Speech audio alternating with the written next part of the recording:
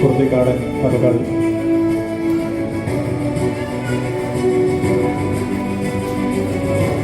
ഓർമ്മക്കുറിപ്പുകൾ എന്ന രണ്ട് പുസ്തകങ്ങളാണ് ഇവിടെ പ്രകാശനം ചെയ്തുകൊണ്ടിരിക്കുന്നത്. സുരേഷ് സാറിൽ നിന്നും അശോക് സാർ ഏറ്റുവാങ്ങി പുസ്തക പ്രകാശനം നിർവഹിച്ചിരിക്കുന്നു.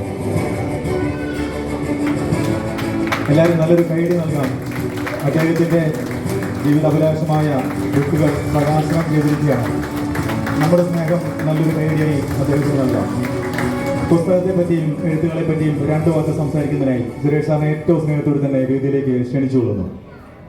ഏറെ സന്തോഷം പ്രിയപ്പെട്ടവരെ. ജോയ് ഓഫ് സെലിബ്രേഷൻ,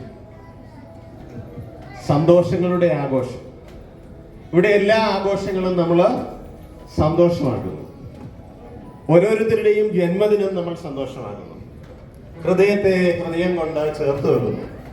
അംഗീകാരത്തെ അംഗീകാരം നൽകി നമ്മൾ ചേർത്ത് വെക്കുന്നു. ഇത് മറ്റൊരു ബിസിനസ് സംരംഭങ്ങളിലോ സ്ഥാപനങ്ങളിലോ കാണാൻ കഴിയില്ല. പ്രിയപ്പെട്ട ഷെൽട്ടൻ സാറിന് പ്രത്യേക അഭിനന്ദനം നൽകുന്നു. കാരണം ഇതൊരു വലിയ കോൺസെപ്റ്റാണ്. സാധാരണ കോടാനുകോടി രൂപകൾ നടത്തി ചിലവഴിച്ച് നേടുന്ന അഡ്വർടൈസ്മെന്റ്സിനൊക്കെ 100 ഇരട്ടി എന്താ പറയാ പ്രതിഫലമാണ് ഇത്തരത്തിൽ നമ്മൾ മനസ്സിനെ മനസ്സുകൊണ്ട് ചേർത്ത് വെച്ചുള്ള ഇടപെടലുകളിലൂടെ ഈ പ്രസ്ഥാനത്തിന് നേടാൻ കഴിയുന്നത്. കുഡോ ടു യു സർ.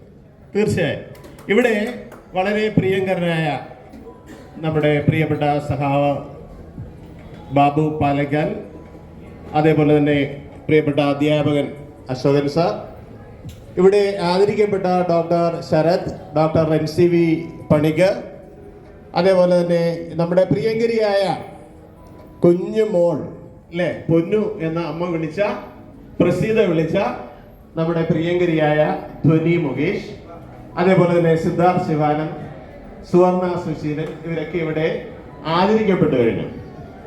കാരണം ഇവിടെ യാതൊരുവിധ ദോഷം എന്ന് പറയുന്നത് നമ്മൾ ഇടപെടുന്ന തൊഴിലിടങ്ങളോ അതല്ലെങ്കിൽ നമ്മൾ ഏർപ്പെടുന്ന മേഖലകളോ. ഇപ്പൊ ഒരു അഭിഭാഷകൻ എന്നുള്ള നിലയിൽ ഞാൻ എൻ്റെ വൃത്തി ചെയ്യുമ്പോഴും, ഒരു ജീവകാരുണ്യ പ്രവർത്തകൻ എന്നുള്ള നിലയിൽ അതിലേർപ്പെടുമ്പോഴും, ഒരു എഴുത്തുകാരൻ എന്നുള്ള നിലയിൽ ഞാൻ എഴുതാനിരിക്കുമ്പോഴും ഒക്കെ നമ്മുടെ മനസ്സിൽ പൂർണ്ണമായ സംതൃപ്തമായ ഒരു ഭാവം ഉടലെടുക്കാറുണ്ട്, അല്ലേ? അതിൽ തർക്കമില്ല.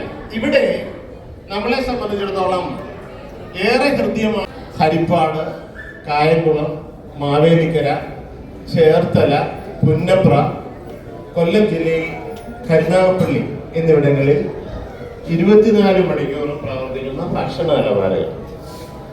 ഒരു ദിവസം ഞങ്ങൾക്ക് 5000 പേർക്കോളം ആഹാരം കൊടുക്കാൻ കഴിയുന്നുണ്ട്. ചെറിയ കൂട്ടായ്മയല്ല, ആയിരക്കണക്കിന് വരുന്ന ചെറുപ്പക്കാരുടെ കൂട്ടായ്മയാണ്. ഒരു ദിവസം 5000-ഓളം പേർക്ക് ഭക്ഷണം കൊടുക്കാൻ കഴിയുന്നു എന്ന് പറയുന്നത് ഞങ്ങളുടെ ജോയ് ഓഫ് സെലിബ്രേഷൻ ആണ്. ഞാനത് പറയുന്നത് നമ്മളെല്ലാം ഏത് മേഖലയിലാണോ കർമ്മനിരതരായിരിക്കുന്നത് അപ്പോഴൊക്കെയും നമ്മുടെ ചുറ്റുപാടുമുള്ളവരെ, നമ്മളോട് സഹകരിക്കുന്നവരെ ഒന്ന് കരുതുവാനുള്ള ആ ചിന്ത ഇപ്പോൾ നമ്മുടെ സമൂഹത്തിൽ നിന്ന് അത് അന്യവൽക്കരിക്കപ്പെട്ടുകൊണ്ടിരിക്കുകയാണ്, അല്ലെ? ഹൈലി കോമ്പറ്റീറ്റീവ് ആയിട്ടുള്ള ഒരു സമൂഹത്തിൽ അത്തരത്തിൽ അന്യമാകുന്ന നമ്മുടെ ഈ പ്രസ്ഥാനവും മാറുമ്പോൾ അക്കോക്ക് എന്ന പ്രസ്ഥാനത്തിന്റെ പ്രസിഡന്റ് എന്നുള്ള നിലയിൽ ഞാൻ ഇവിടെ എത്തിച്ചേർന്നതിൽ വളരെ സന്തോഷം. ഞാനിവിടെ ഇപ്പോ എൻ്റെ ഇത് 2 പുസ്തകങ്ങൾ ഒരു വലിയ ചടങ്ങിൽ പ്രകാശനം ചെയ്യപ്പെട്ടതാണ്. എങ്കിലും നിങ്ങളുടെ മുമ്പിൽ ഒരിക്കൽ കൂടി ഇത് പ്രകാശനം ചെയ്യപ്പെട്ടപ്പോൾ എന്താ പറയാ, ജോയ് ഓഫ് സെലിബ്രേഷൻ ഇരട്ടിച്ചു.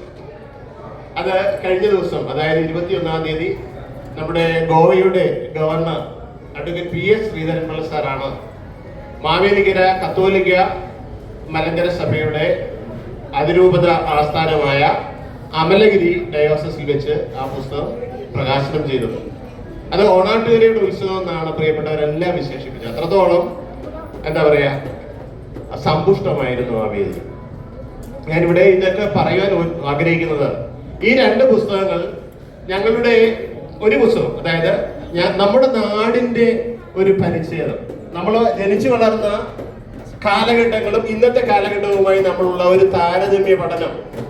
അതിലെ ചില വശങ്ങൾ മാത്രമാണ് മാവേലിക്കരായനത്തിലെ കുറച്ചുകാടൻ കഥകൾ. പേര് കേൾക്കുമ്പോൾ ഒരല്പം ബുദ്ധിമുട്ട് തോന്നുമായിരിക്കാം. മാവേലിക്കരായനത്തിലെ മലയാളം പഠിപ്പിക്കുന്നതിനെയൊക്കെ സംബന്ധിച്ചിടത്തോളം എളുപ്പമാണ്. രാമായണം, രാമന്റെ അയനം, മാവേലിക്കരായനം, മാവേലിക്കരയുടെ അയനം. ആ മാവേലിക്കരയുടെ അയനത്തിലെ യാത്രയിലെ കുറത്തികാടൻ കഥകൾ. കുറത്തികാട് എന്ന് പറയുന്നത് ഞങ്ങളുടെ ഒരു ഗ്രാമമാണ്. ആ ഗ്രാമവുമായി ബന്ധപ്പെട്ട് അതിന്റെ ഇന്നത്തേക്ക് എത്തിച്ചേർന്നിരിക്കുന്ന ഒരു പരിണാമകുത്തി ആ നാടിന്റെയും നാട്ടുകാരുടെയും മാവേലിക്കരയുടെയും അത്രയുള്ളതിന്റെ ചുരുക്കം. അതിലെ ചെറിയ ചെറിയ കഥകളാണ്. അത് തീർച്ചയായും മോട്ടിവേഷണൽ ആകും, അത് വായിക്കുന്നവർക്ക് പ്രചോദനകരമാകും എന്ന് കരുതുന്നു. കൂടുതൽ ഞാൻ നീട്ടി പരത്തി പറഞ്ഞു പോകുന്നില്ല. വളരെ സന്തോഷം. ഈ ലളിതമെങ്കിലും അതീവ ഹൃദ്യമായ, അല്ലെ മുമ്പേ പറഞ്ഞതുപോലെ ഹൃദയത്തെ ഹൃദയത്തോട് ചേർക്കുന്ന, മനസ്സിനെ മനസ്സിനോട് ചേർക്കുന്ന ഈ വലിയ സംരംഭത്തിനും കഴിഞ്ഞ 10 വർഷങ്ങളായി തുടരുന്ന ഈ സബരിക്ക് എല്ലാവിധ ആശംസകളും നേർന്നുകൊണ്ട് ഇവിടെ എത്തിച്ചേർന്നിട്ടുള്ള മുഴുവൻ പ്രതിഭകൾക്കും ഒരിക്കൽ കൂടി ഹൃദയപൂർവ്വമുള്ള ആശീർവാദങ്ങൾ നേർന്നുകൊണ്ട് എന്റെ വാക്കുകളെ ചുരുക്കുന്നു. നന്ദി, നമസ്കാരം. അപ്പോൾ സമൂഹത്തിൽ നമ്മൾ എങ്ങനെ ജീവിക്കണം എന്നുള്ളതിന്റെ ഉത്തമ ഉദാഹരണമാണ് ഇത്. ചെറുപ്രായമാണ്, ഞങ്ങളെക്കാരൊക്കെ വളരെ എളുപ്പമാണ്. സ്വാഭാവികമായിട്ടും ആ ചെയ്തികൾ ആണ് ഉണ്ടാകുമെന്ന് ഞാൻ കരുതുന്നു. റിക്വസ്റ്റ് ആയിട്ട് പറഞ്ഞാൽ ചിലപ്പോൾ ഉണ്ടെങ്കിൽ അത് പറയുമ്പോൾ എനിക്ക് ബോധ്യപ്പെടും. ഈ നാട്ടിലെ പാവപ്പെട്ട ജനവിഭാഗത്തിൽ ഇതിനെക്കാട്ടിലും മികവ് തെളിയിക്കാൻ കഴിവുണ്ടെങ്കിൽ പോലും സാഹചര്യം കൊണ്ടത് നടക്കുന്നില്ലാത്ത എത്രയോ പേരാണ് നമ്മുടെ ചുറ്റുപാടും. പഠിത്തത്തിൽ മുൻകരാകാൻ പക്ഷെ പഠിക്കുവാനുള്ള സാഹചര്യം, അതുപോലെ തന്നെ കായിക മേളയിൽ മികവ് തെളിയിക്കാനുള്ള കഴിവും എല്ലാം ഉണ്ട്. പക്ഷെങ്കിൽ അതിനുള്ള സാഹചര്യം വർദ്ധിക്കുന്നു. ആ മേഖലയിലുള്ളവരെ കൂടെ കൈക്ക് പിടിച്ച് ഉയർത്തിക്കൊണ്ട് സമൂഹത്തിന്റെ മുന്നിലെത്തിക്കാൻ കഴിയുമ്പോഴാണ് യഥാർത്ഥത്തിൽ ഒരു മനുഷ്യസ്നേഹി ഇവിടെ പിറക്കുന്നത്. ആ മനുഷ്യസ്നേഹി എന്ന് പറയുമ്പോൾ തീർച്ചയായിട്ടും ഏത് രൂപത്തിലും ആകാം.